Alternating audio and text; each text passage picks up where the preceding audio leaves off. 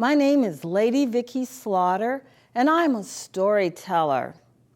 I love to tell stories about just about anything, but my favorite stories are about early African American heroes. I love to tell stories about Frederick Douglass, Ida B. Wells, Sojourner Truth, and Harriet Tubman. Today I'm going to share with you a story about Harriet Tubman. Harriet Tubman, she had a lot of names. She was called Old General. She was called Moses of her people. She was called a scout, a spy. She even, during the Civil War, led troops into battle. But her favorite name was Harriet. But Harriet wasn't her name.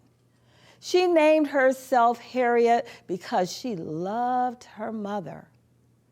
During her horrible childhood of enslavement and being hired out to cruel people, Harriet's mother would always come back and take her and soothe her in her arms. Even when Harriet was a 16-year-old teenager, and she was involved in an incident in which she received a blow to her head from a weight. Her mother took her in and nursed her, fed her. She was semi-comatose for weeks and weeks. But in between working in the big house and cooking, her mother would come back and she would feed her child. She would bathe her child. And so Harriet did not want anyone to forget her mother's name, Harriet. So she named herself Harriet, but her name was Araminta Ross. And her family called her Minty. So where my story starts today, and the name of my story is A Gift for Minty's Mother. It starts after Harriet has been free for about 6 years. And she wakes up, and she's still tired because she hasn't had any sleep.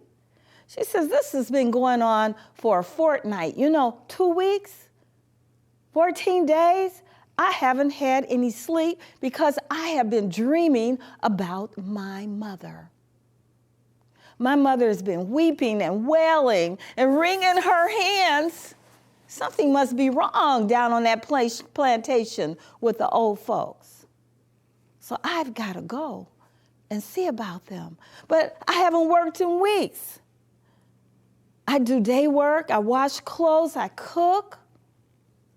But I haven't had any work. When I came north, I thought the streets would be paved with gold, but it's hard and it's lonely up here without my family. Well, anyway, I decided to go to a friend of mine. He was an abolitionist. I went to his office. I can't tell you his name because then he would be unsafe along with his family. But he wasn't there, and he had a new clerk working with him. And the clerk said, go away, old lady. I don't have any money for you, but I need $20, I told him. He said, just go away. And I said, I'm not going to eat, I'm not going to drink, and I'm not leaving here until I get the money that I need. Well, all of a sudden, a deep sleep fell on me, and I fell asleep and I slept all day long. And when I woke up, my lap was full of change. And when I counted the change out, it was the $20 that I needed. So I went home and I started preparing for the trip because I needed train tickets, I needed shoes, I needed clothes, I needed food, and I had to buy all those things. Well, then my friend got back while I was making preparations to go to the plantation, and he said, I got a letter, and it's not good news. Your father has been working on the Underground Railroad, and he's been found out, and they're watching him. And you've got to go get him now before they arrest him. So when I got there, I went to the neighbor's house. He was a free black man. And he told me, you got here just in time because your father is going to be arrested on Monday and arraigned in court. So I went to my parents' cabin and I stood in the woods outside the cabin and I waited till I could see him. And then I sang one of my code songs. Jesus, Jesus will come with you. He will lead you to his throne. And my father, I could see that he heard me. And he idled on into the woods where I was. And I told him what had happened and that he had been found out and we have to leave right now. So we went into the cabin, and the reason why I hadn't seen my mother in 6 years is because she got excited and she'd go to screaming and stomping up and down and let everything go. And people would know that I was there. So I was managed to get her calmed down, and I said, we gotta go right now. And the father said, well, I'm too old. We're both too old to be running to north. We'll just stay here and die. And she said, no. So they found a broken down carriage, and it only had the wheels and the axle on it. And she put a board for them to sit on the axle, and then she put another board down for their feet, and they borrowed a horse from the stable. And all that night, they rode and they rode and they rode, and they got to the train station just in time. And in my mind's eye, I wonder, I said, did they go through the woods? They couldn't have gone through the woods. They must have rode on the road.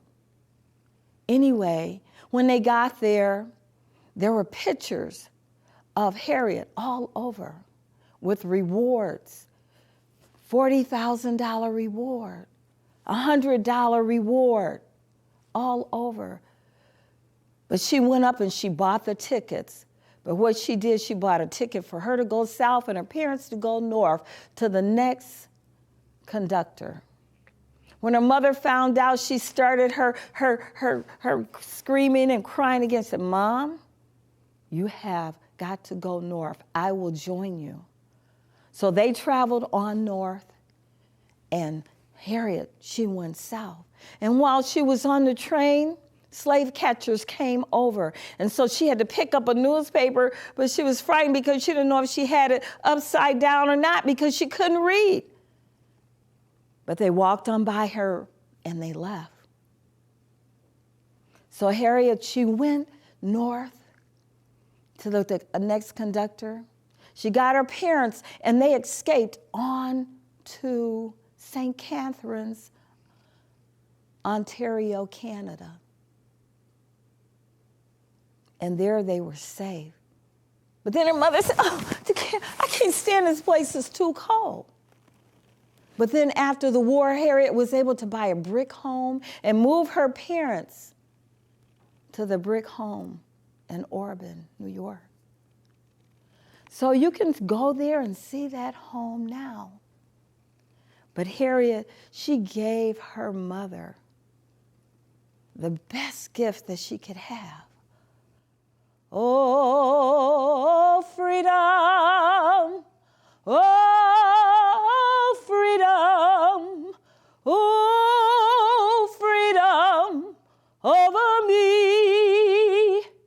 And before I'll be a slave, I'll be buried in my grave and go home to my Lord and be free.